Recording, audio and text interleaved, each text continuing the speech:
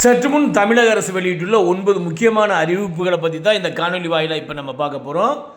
பத்திரப்பதிவுத்துறை, பட்டா மாறுதல், பள்ளி கல்வித்துறை சார்பாக முக்கியமான அறிவிப்புகளை வெளியிட்டிருக்காங்க. அதைத்தான் இந்த காணொலி வாயிலாக இப்போ நம்ம பார்க்க போகிறோம். தொடர்ந்து காணொலியை பாருங்கள். இன்று தை அமாவாசைங்கிறதுனால பத்திரப்பதிவுத்துறைக்கு ஒரு கோரிக்கையை வச்சுருக்காங்க.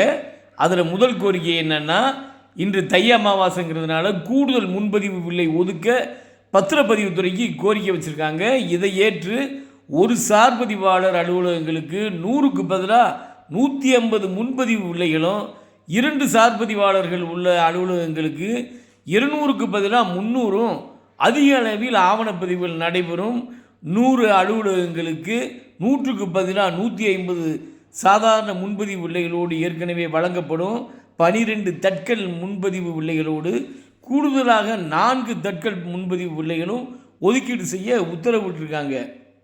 இரண்டாவது அறிவிப்பாக, இனி உங்கள் சொத்துக்கான பட்டாவுடன் வரைபடத்தையும் ஒரு சேர பெறுவதற்கான திட்டத்தை தமிழ்நாடு அரசு செயல்படுத்தியிருக்காங்க. பொதுமக்கள் நிலம் தொடர்பான மோசடியில் சிக்காமல் இருப்பதற்காகவும் நில ஆவணங்கள் எளிதாக பெறுவதற்காகவும் இணையதளம் மூலம் பல்வேறு சேவைகளை தமிழ்நாடு அரசு வழங்கி வர்றாங்க. இந்த நிலையில் இனி பட்டாவோட வரைபடத்தையும் பொதுமக்கள் பெறணுங்கிறதுக்காக ஒரு சேர பெறுவதற்கான திட்டத்தை தமிழ்நாடு அரசு செயல்படுத்தியிருக்காங்க. இது தொடர்பாக தமிழ்நாடு அரசு வெளியிட்டுள்ள செய்திக்குறிப்பில், பொதுமக்களின் வசதிக்காக புதிய நடைமுறையை தமிழ்நாடு அரசு கொண்டு வர உள்ளது.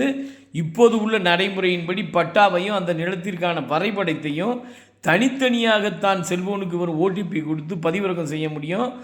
ஆனால் இனிமேல் மாவட்டம், தாலுகா, கிராமம் ஆகியவற்றோட சர்வே விவரங்களை கொடுத்து விட்டாலே பட்டாவோட அதன் கீழே வரைபடமும் ஒரு சேர வந்துடும்.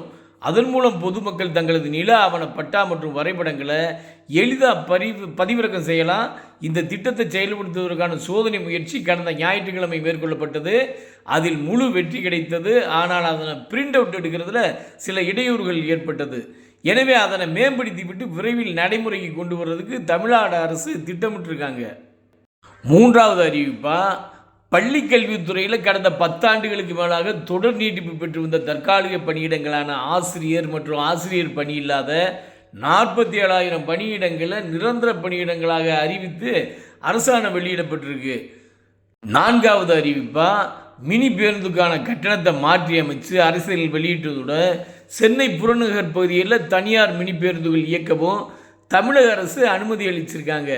வரும் மே 1ஆம் தேதி முதல் நடைமுறைக்கு வரும் என்று அறிவிக்கப்பட்டுள்ளது. அதன்படி முதல் 4 கிலோமீட்டர் வரை ரூபாய் 4 கட்டணமாகவும், 4 முதல் 6 கிலோமீட்டர் வரை 5 ரூபாய் கட்டணமாகவும், 6 முதல் 8 கிலோமீட்டர் வரை 6 ரூபாய் கட்டணமாகவும், 8 முதல் 10 கிலோமீட்டர் வரை ரூபாய் 7 கட்டணமாகவும், 10 முதல் 12 கிலோமீட்டர் வரை ரூபாய் 8 கட்டணமாகவும், 12 முதல் 18 கிலோமீட்டர் வரை ரூபாய் 9 கட்டணமாகவும், 18 முதல் 20 கிலோமீட்டர் வரை ரூபாய் 10 கட்டணமாகவும் நிர்ணயம் செய்து தமிழ்நாடு அரசு உத்தரவிட்டிருக்காங்க. தமிழ்நாட்டில் மூளைச்சாவு நபர்களின் உறுப்பு கொடை என்ற உன்னத திட்டம் 2024ஆம் ஆண்டு ஒரு புதிய உச்சத்தை எட்டியுள்ளதாக சுகாதாரத்துறை அமைச்சர் மா சுப்பிரமணியன் அவங்க அறிவிச்சிருக்காங்க. கடந்த ஓராண்டில் மட்டும் 268 மூளைச்சாவு ஏற்பட்ட நபர்கள் உறுப்பு கொடை அளிச்சிருக்காங்க. அவர்களிடமிருந்து 1500 உறுப்புகள் மற்றும் திசுக்கள் கொடையாக பெறப்பட்டு தேவையான நோயாளிகளுக்கு பொருத்தப்பட்டுள்ளது என்றும் அமைச்சர் தெரிவிச்சிருக்காங்க. ஆறாவது அறிவிப்பாக, கொல்லிமலையில் இரவு வான் பூங்கா அமைப்பதற்கு நிதி ஒதுக்கீடு செய்து தமிழ்நாடு அரசு அரசாணை வெளியிட்டிருக்காங்க. கொல்லிமலையில் இரவு வான் பூங்கா அமைக்கப்படும் என்று சட்டப்பேரவையில் வனத்துறை அமைச்சர் அறிவிச்சிருந்தார். இரவு வான் பூங்கா அமைப்பதற்கு முதல் கட்டமாக ரூபாய் 44 லட்சம் தமிழ்நாடு அரசு நிதி ஒதுக்கியிருக்காங்க. ஏழாவது அறிவிப்பு, பெண்களுக்கு எதிரான பாலியல் குற்றங்களில் ஈடுபடுபவர்களுக்கு மரண தண்டனை அளிக்கும் சட்டம் அமலுக்கு வந்திருக்கு.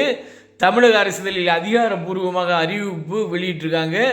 பெண்களுக்கு எதிரான பாலியல் குற்றங்களுக்கு கடுமையான தண்டனை அளிக்கும் வகையில் கொண்டு வரப்பட்ட இந்த மசோதாக்களுக்கு ஆளுநர் RN ரவி ஒப்புதல் அளித்திருந்த நிலையில் தற்போது அந்த சட்டங்கள் தமிழ்நாட்டில் அமலுக்கு வந்துவிட்டதாக அரசாணை வெளியிடப்பட்டிருக்கு. எட்டாவது அறிவிப்பாக, தமிழக அரசின் தொழில் முனைவோர் மேம்பாடு மற்றும் புத்தாக்க நிறுவனத்தின் ஒரு நாள் பயிற்சி வகுப்பு, தொழில் முனைவோருக்கான JAT-CPT பயிற்சி வரும் 31ஆம் தேதி கோயம்புத்தூர் பாரதியார் பல்கலைக்கழகத்தில் நடைபெற இருக்கு.